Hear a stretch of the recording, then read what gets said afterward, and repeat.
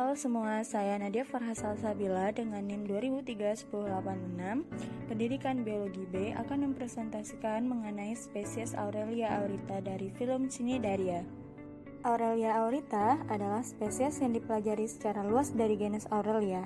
Semua spesies dalam genus saling berkaitan erat dan sulit untuk mengidentifikasi Medusa aurelia tanpa pengambilan sampel genetik. Sebagian besar apa yang berlaku sama bagi semua spesies dalam genus.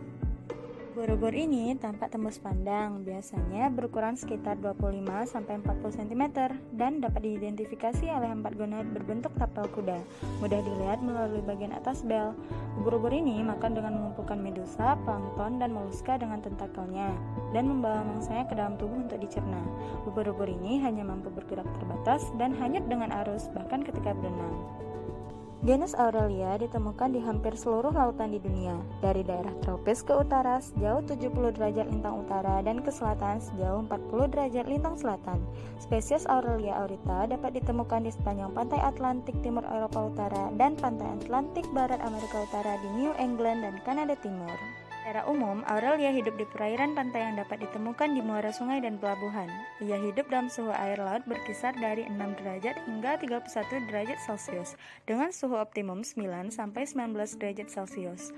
Aurelia aurita lebih menyukai laut, sedang dengan arus yang konsisten. Spesies ini telah ditemukan di perairan dengan kadar garam serendah 6 bagian per 1000.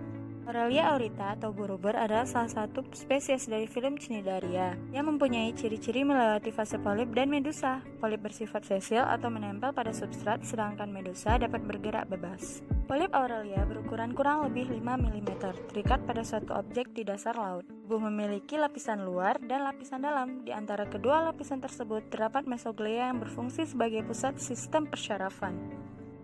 Ubur Scyphozoa mempunyai ciri antara lain, tubuhnya berbentuk payung atau genta yang disertai dengan umbai-umbai berupa tentakel. Bagian payung sebelah atas berbentuk cembung dan disebut exumbrella, sedangkan bagian bawah berbentuk cekung, subumbrella. Di antara keduanya terdapat mesoglea yang mempunyai lendir yang sangat kental. Di tengah subumbrella terdapat bukaan mulut. Morfologi diameter tubuh ubur-ubur biasanya berkisar antara 7,5 cm hingga 30 cm, tapi ada juga yang mencapai 60 cm. Saluran pencernaan makanan pada ubur-ubur berupa gastrovaskular. Di tengah permukaan tubuh sebelah bawah muncullah semacam kerongkongan pendek menggantung ke bawah. Bentuknya simetris radial, larva planula, memiliki cnidia dan memiliki tentakel di sekeliling mulutnya. Bentuk tubuh Scyphozoa seperti mangkuk, transparan, dan melayang-layang di laut. Peranan ubur-ubur bagi manusia. A. Manfaatnya adanya ubur-ubur yaitu untuk dibuat tepung ubur-ubur dan diolah menjadi bahan kosmetik atau kecantikan.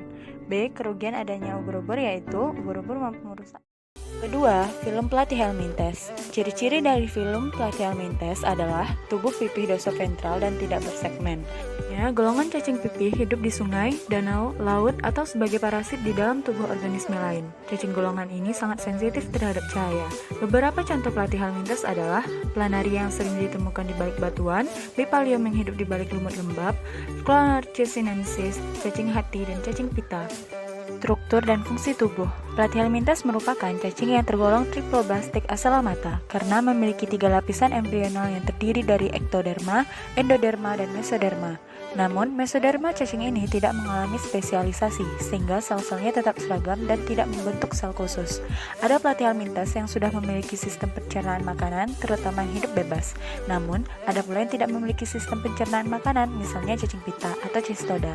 Platyhelminthes tidak memiliki sistem pernafasan dan sistem peredaran darah, sehingga pertukaran dan transportasi zat terjadi secara difusi. Sistem saraf Platyhelminthes berupa beberapa pasang benang saraf. Alat ekskresi masih sangat sederhana, berupa saluran bercabang-cabang yang berakhir pada sel api. Alat indera berupa bintik mata untuk mendeteksi adanya sinar dan kemoreseptor. Cacing yang hidup endoparasit seperti cacing pita tidak memiliki alat indera. Cara hidup dan habitat Platyhelminthes. Platyhelminthes ada yang hidup bebas di air tawar, air laut, atau tempat yang lembab dengan cara memakan sisa-sisa organisme dan tumbuhan atau hewan kecil. Ada cacing yang hidup sebagai endoparasit atau parasit di dalam tubuh inang, misalnya pada manusia, sapi, babi, anjing, kucing, burung, katak, siput air, dan ikan. Namun, ada pula yang hidup sebagai ektoparasit dengan memakan lendir dan sel-sel di permukaan tubuh inang. Cacing yang hidup bebas berasal dari kelas Tubellaria, sedangkan cacing dari kelas lainnya hidup sebagai parasit. 3. Spesies Lumbricina dari film Annelida. Ciri-ciri Annelida, pertama memiliki tubuh bersegmen, kedua memiliki otot, ketiga bersifat tripoblastik selomata, keempat mempunyai sistem pencernaan sempurna, 5 tubuh dilapisi dengan kutikula tipis dan lembab, 6 sistem respirasi melalui permukaan kulit dan berlangsung difusi, 7 sistem saraf berupa ganglion oktak dan tali syaraf yang tersusun dari tangga tali, 8 sistem peredaran darah Annelida adalah tertutup dengan tersusun dari pembuluh darah yang mempunyai hemoglobin, 9 sistem ekskresinya berupa nefridia dan nefrostom, 10 sifat kelamin Annelida adalah hermafrodit, jadi reproduksi secara generatif dengan cara konjugasi dan secara vegetatif dengan fragmentasi atau generasi.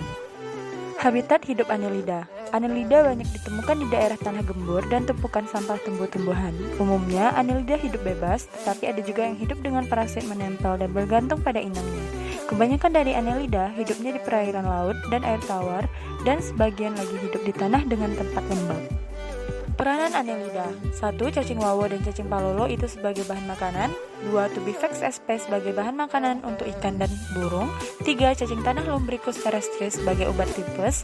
4. Lintah air Hirundo medicinalis menghisap darah hewan dan manusia.